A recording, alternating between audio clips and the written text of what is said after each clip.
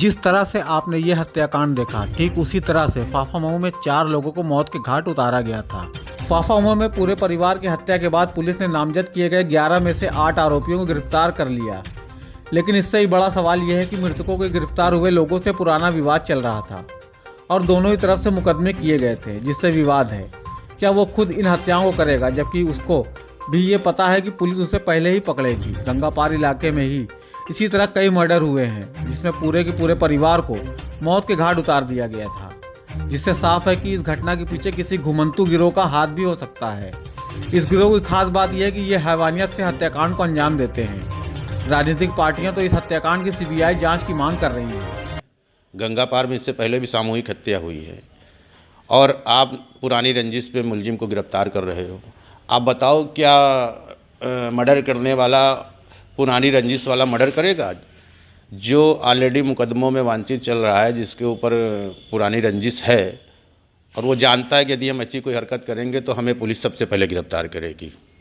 जहाँ तक मेरा मानना है कि ये जो गिरफ्तारी हुई है, पुलिस जल्दबाजी में अपने आप को कंधा ठुकवाने के लिए जो गिरफ्तार किया है, ये गिरफ्तारी उचित नहीं। बताओ, अगर इनकी ठोको नीति, बिल्डोज़र नीति पे अगर अपराध कम हुआ होता तो इस तरह की सामूहिक घटना होती?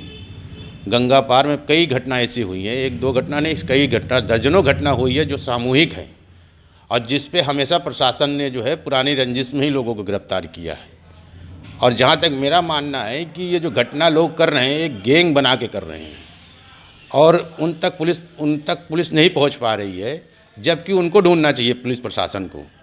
एक तरह की घटना हो रही है कि एक घर में 4-4 लोग, 5-5 लोग की हत्या हो रही है और पुलिस अपना पल्ला झाड़ने के लिए हमेशा पुरानी रंजिश पे मुलजिम को पकड़ के गिरफ्तार कर देती है, लोगों को ठंडा कर देती है। 5 जनवरी 2020 को सोराव में 5 लोगों की हत्या की गई। जुलाई 2020 को होलागढ़ में 4 कत्ल हुए। इससे पहले 19 मार्च 2018 को मां और 2 बेटों का कत्ल हुआ। 7 सितंबर 2018 को 4 लोगों की हत्या हुई।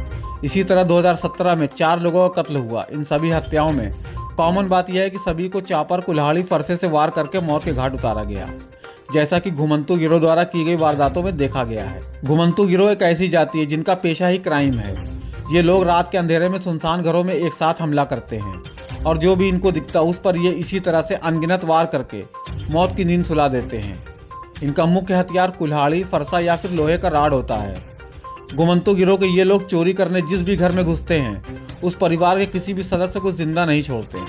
हालांकि फाफामऊ हत्याकांड में चोरी की बात सामने नहीं आई, लेकिन कत्ल जिस तरह से हुआ है उससे घुमंतू गिरोह पर शक होता है। हालांकि पुलिस और एसटीएफ बारीकी से मामले की जांच कर रही है। तब तक बचाने की कोशिश करी थी। हम प्रयागराज के जिला प्रशासन से पूछना चाहते हैं कि आपने आर्थिक मुआवजा दे दिया, आपने लाइसेंस भी दे दिया, अब उस आर्थिक मुआवजे और लाइसेंस का क्या होगा जब उस परिवार के 4 लोग मर चुके हैं? और उस लाइसेंस का उपयोग किस लिए होगा जबकि 4 लोगों की हत्या हो चुकी है?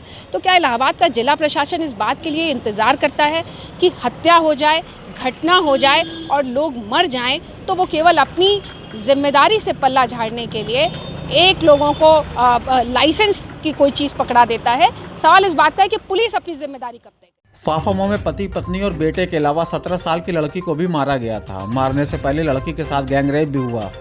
पुलिस ने जिन लोगों को पकड़ा है उन्होंने भी घटना को अंजाम देने से इनकार किया है, लेकिन एफआईआर की गई थी, लिहाजा उनको जेल भेज दिया गया। लेकिन इन 4 हत्याओं के पीछे कौन है और गंगापार इलाके में मौत बांटने वाला गिरोह कौन है? पुलिस की स्पेशल यूनिट को इसकी जाँच करनी होगी।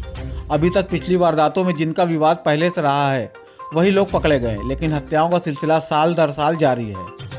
माहौल चुनावी है, इसलिए राजनीतिक पार्टियां भी पुलिस कार्रवाई पर सवाल उठा रही हैं। फाफामऊ पुलिस स्टेशन में घटना हुई है जिसमें 4 लोगों की नृशंस हत्या कर दी गई थी। इस घटना के संदर्भ में फाफामऊ में क्राइम नंबर 256/21 में केस रजिस्टर किया गया है, जो अंडर सेक्शन 147, 148, 149, 302, 376D और पोस्को एक्ट 3-4 और SC/ST एक्ट अंडर सेक्शन 3, 2 और 5 के अंतर्गत रजिस्टर किया गया है। इस केस में जो नामजद अभियुक्त हैं 11 लोग, उसमें से लगभग सभी 8 को अरेस्ट कर लिया गया है। शेष 2 जो हैं वो बॉम्बे में हैं, उनके लिए भी टीम भेजी जा रही है, उनको भी लिया जाएगा। भाई, हम लोग कैसे संतुष्ट हो जाएंगे? आप खुद ही देखिए, इससे पहले भी कई घटना हुई। मैं इससे पहले आपसे बोल चुका हूँ कि इससे पहले भी जमुना पार, गंगा पार में कई घटना हुई, सामूहिक हत्या कई हुई। 3-4 घटना हो चुकी जिसमें 4-4, 5-5 लोगों की हत्या हुई, आज तक कुछ खुला, कोई खुलासा हुआ? हमेशा जो भी खुलासा हुआ पुरानी रंजिश पे खुलासा हुआ। पुरानी रंजिश वाले क्यों मर्डर करेंगे आप बताइए, जबकि उन्हें मालूम है कि हमारा इनसे विवाद चल रहा है और कोई घटना होती तो मुझे ही फंसा दिया जाएगा। तो ये सरासर साजिश है, ये बड़े शातिर अपराधी हैं, ये घूम घूम के अपना गैंग बना के ये अपराध कर रहे हैं। इस पे विफल है कानून व्यवस्था और हमारे प्रदेश की फोर्स, जो कि असली मुलजिम को नहीं गिरफ्तार कर।